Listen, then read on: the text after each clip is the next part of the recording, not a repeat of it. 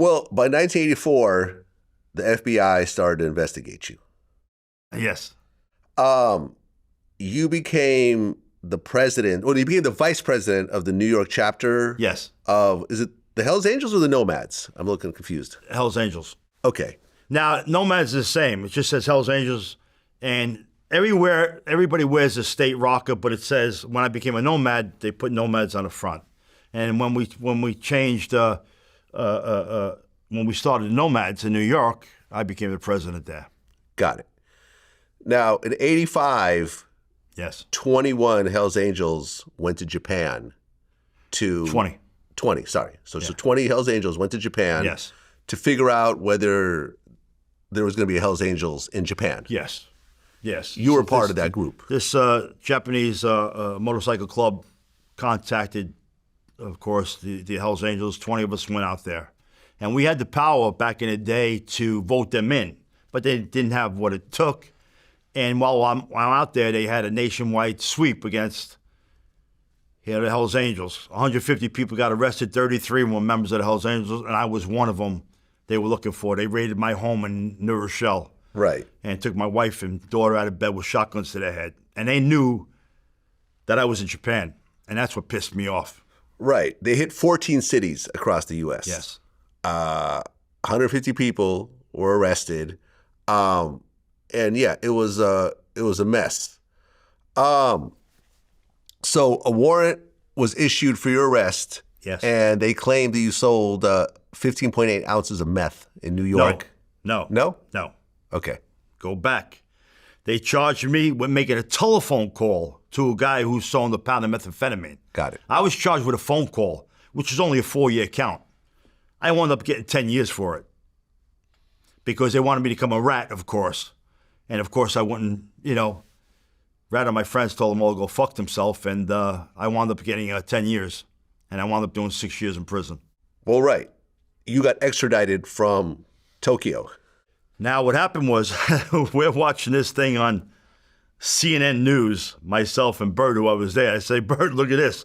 Now they're having a thing, and that's when I called home, and she goes, you just missed the feds. They just, kicked in the door and took me and Lisa out of bed with shotguns, and that's what I felt bad about because they already knew they were doing their research already and knew that I was in Japan. Mm-hmm. And they just harassed my family, and that's what I was pissed off at them about. So we found out there was a nationwide manhunt for us. We stayed in Japan just hoping to see what the outcome was, trying to find out what they had us charged with and everything else. That's when guys like John Miller and all became a rat because they didn't want to go to jail. So we decided to surrender to the American Embassy in Tokyo, Japan. And we did. Mm-hmm. We went in there. But before that, I told Bert, let's do an interview with CNN News to show that we surrendered, that they didn't catch us. We're self-surrendering. They had us in a cab, showing us walking into the embassy. Take care. We got there, told them who we were. Stay here in this room. They had 2 Marines guard the door. Well, half hour later, they come back. They said, look, you can't stay here. We can't accept you here. I said, look, we're surrendering to the American Embassy.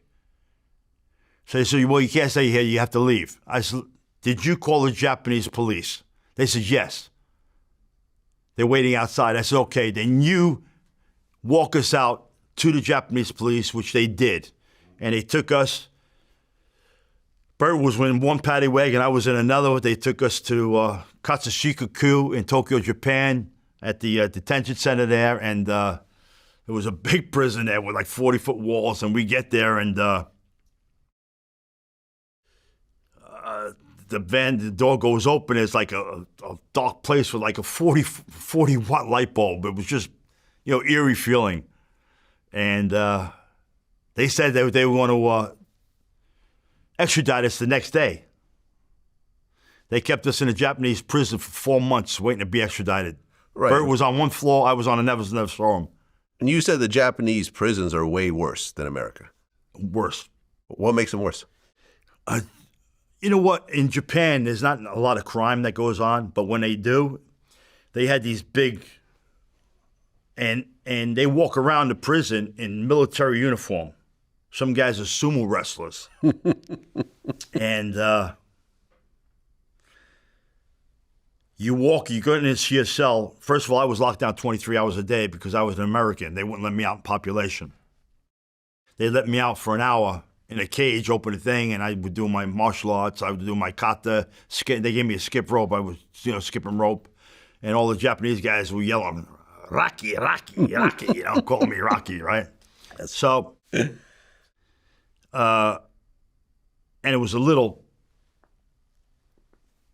maybe 5 by 9 foot cell. It was small, just a bed in there and a sink and a toilet. And every day, the door would open, and the guys would be on their knees saying their number. So one day I'm doing my push-ups, and you weren't allowed to work out in the cell. Only 15 minutes to the music. And I'd be doing 1,000 push-ups a day, 1,000 sit-ups. I mean, I was jacked. And when they opened the door, I'm standing there, and they had a book, and 2 guys would be there in military uniform. And they'd be there, so they're expecting the guy to be, and they open the door, and the guys got scared, And so the next day, an interpreter came, Mr. Charles, say your number and kneel, So they were telling me my number was Sun Uniban, And he told me Sun, Ni, Ban. That's how he was telling me. And the next day I was on there, bowing to them, and they bow, oosh, And 4 months we were there, and he got extradited back. Right. So now you get sent back to New York. Now I'm sent back to New York, to MCC. Now you got to realize, in Japan, they let you out of your cell. There's like a foot and a half pad that you have to walk on. You could hear a pin drop. When the inmates get out of their cell, they put their nose to the wall. All of them. 100 guys. Nose to the wall. You don't say a peep. You could hear a pin drop in this prison. Then they turn you out, then you walk on a mat, and you go. Once I got back to MCC in New York, Metropolitan Correctional Center, got there, color TVs, pool tables. I mean, it was like a hotel. I said, wow. So we were glad when we got back there.